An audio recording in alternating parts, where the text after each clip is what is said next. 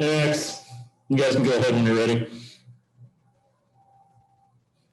Max, 7 RBIs today. What'd you feel up at the plate? I just tried to stay relaxed and give myself as much time as possible to see the ball and just play each pitch the right way and, just stay with the process. Those guys did a great job ahead of me getting on base and, took advantage of some good pitches to hit. Can you remember a time where you had 7 RBI in a game? I'm not sure. Not here.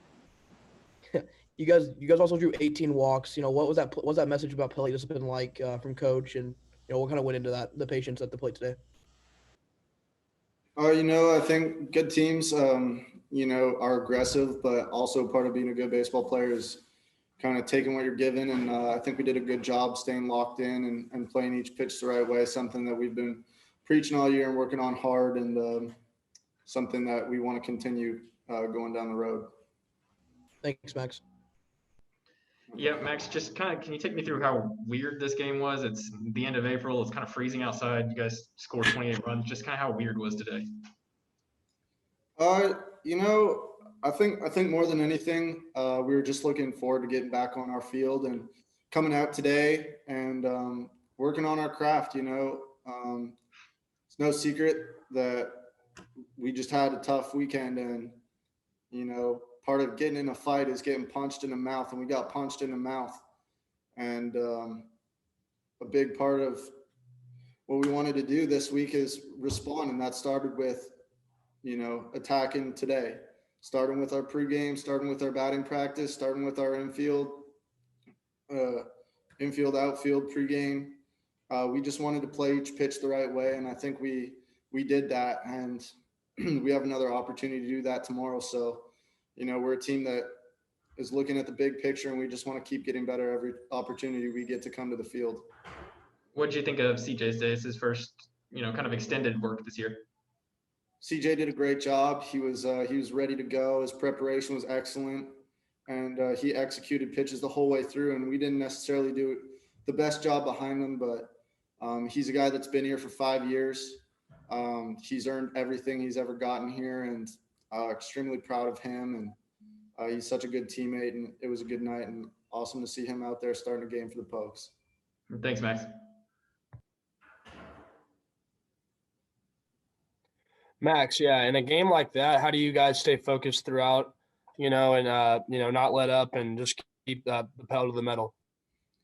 I think it just comes down to it's a pride thing. We want to first and foremost respect our opponent. We face them again tomorrow, and it starts at 0-0, and we're going to respect our opponent. But it comes down to pride, and Josh preaches every day, just playing every pitch the right way.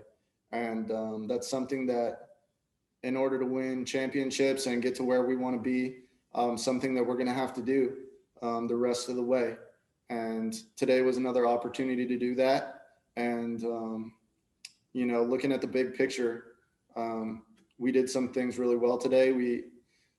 There's still some things we need to work on. So we're just going to come back at it tomorrow and keep working. But it comes down to a pride thing. Obviously we had some good results today, but we're about the process. We're about getting better. We're about not just, the outcome of our games, but how we go about our business on a day-to-day basis, and just doing things the right way. And Thanks. So I think you saw a result of that. Hi, Max. Can you just walk us through the second where you guys had 12 runs scored and you had 5 RBIs? Could you tell us what was going through your mind and just kind of walk us through it a bit? Yeah, I think, we took advantage. Whenever you get some free bases, you have an opportunity to do some damage, and we took advantage of that. And, I remember going up there and Josh just saying, hey, don't be giving anything away, whether, it's 0-0 or you're up big. Every pitch matters. Every pitch counts. And, I think it just goes back to that pride thing that, when we get a chance to step on somebody's throat, we want to do that. And that was a scenario where we did that. Thank you.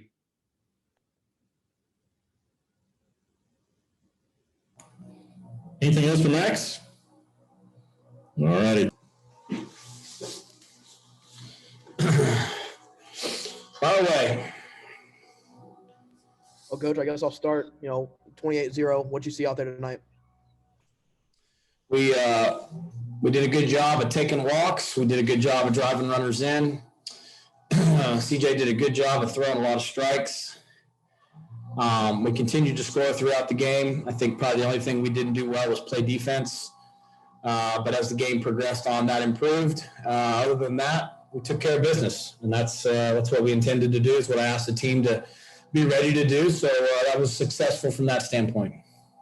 Right. You mentioned the defense, the 5 errors. How do you go about kind of fixing that stuff? And what did you see that kind of caused those? Work hard at it. Get back at your fundamentals of play, right? I mean, defense is a fundamentally driven side of the ball. We just got to get back into the proper movement of our feet, use of our hands, quality footwork and throws, all things that can be worked on, corrected, and concentrated on. So no doubt, just get back to the fundamentals, Chris. That's all there is to it.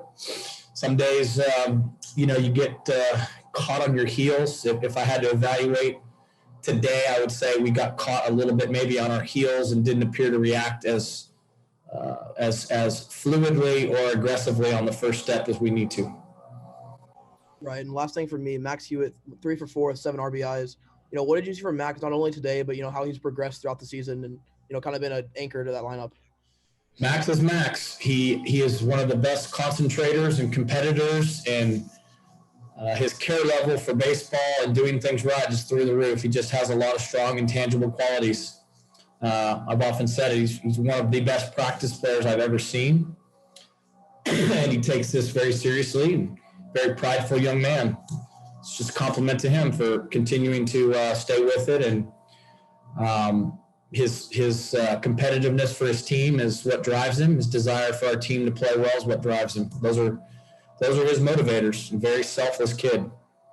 Thanks, Josh. You're welcome. Yeah, Coach. Max, you kind of mentioned bouncing back from the tough weekend, and obviously just like keeping the pedal to the metal, things like that. Just what did you see from the team bouncing back from the tough series this weekend? Well, we talked about Sunday after the game, where we were at and how we felt.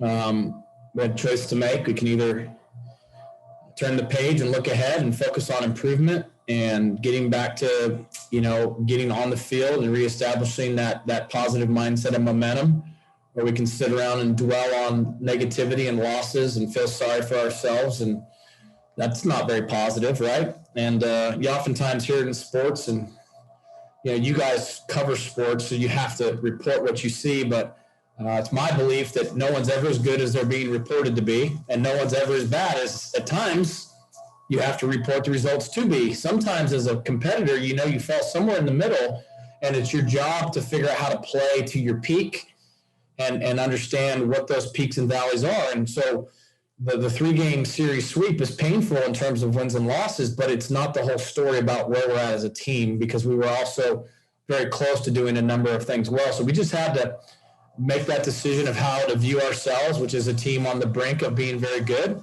but a team who's not there yet, and use that as a fuel rather than lug that emotion with us, because it just weighs you down and keeps you from being your best. So we just chose that mentality, and we're just going to keep striving to be the team that we believe we can. You briefly mentioned CJ earlier with how cold it is and how long he had to wait in between some innings. How good was he today? Great, actually, and for that exact point that you just made, that's a very fine point, and he handled the cold weather and the long breaks very well. That was again, part of the overall quality of his outing is everything you just said, plus what he did when he was out there.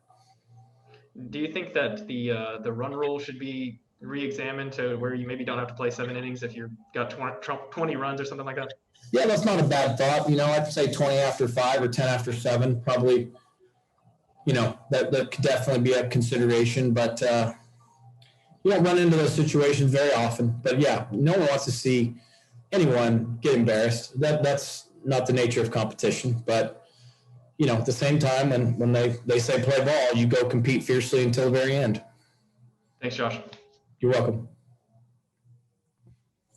Coach, so just how important was it when you guys got that big lead after that second inning to continue to, keep scoring runs and putting the pressure on the other team?